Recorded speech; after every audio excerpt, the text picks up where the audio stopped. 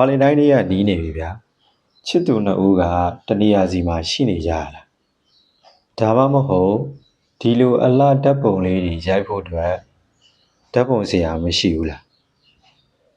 ဒါဆိုရင်တော့ဒီဗီဒီယိုလေးကိုကြည့်ပြီးတော့ like လုပ်ကြည့်လိုက်ပါပထမဆုံးခမရယောက်ျားလေးဆိုရင်ခမရရဲ့ကောင်မလေးပုံတော့ရှိရမယ်ကောင်မလေးဆိုရင်တော့ကောင်လေးရဲ့ပုံရှိရမှာပါဗျာပြီးရင် Chat GPT ကိုသွားအပေါင်းလေးကိုနှိပ်ခေလိုက်ရေးကပုံကိုထည့်မှာဖြစ်တဲ့အတွက်ဖိုတိုဆင်တဲ့နေရာလေးကိုနှိပ်ပြီးရင်ခမရတို့ချစ်သူနှစ်ဦးရဲ့တယောက်ချင်းပုံလေးနှစ်ပုံကိုရွေးပြီးရင် Ask Chat GPT ဆိုတဲ့နေရာမှာကျွန်တော်ရေးပေးထားတဲ့ prompt လေးကိုထည့်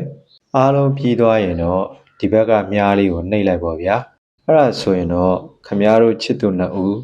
ချစ်ကြည်နူးနေတဲ့ပုံလေးတွေရပြီပေါ့ဗျာဒီပုံကိုစိတ်မယ်ဆိုရင်ပုံလေးကိုဖိထားပြီးစိတ်ဆိုတဲ့နေရာလေးကိုနှိပ်လိုက်လည်းရတယ်ကျွန်တော်လုပ်သလိုပုံလေးကိုတစ်ချက်ထောက်ပြီးအကျယ်ချဲ့ကြည့်လိုက်မယ်ဗျာအရင်ဆုံးဖိတက်လို့ရအောင်ပြီးမှစိတ်ဆိုတဲ့ခလုတ်လေးကိုနှိပ်ပြီးတော့စိတ်လည်းရတယ်ဒါဆိုရင်ပုံကကယ်လာရီတဲကိုရောက်သွားပြီ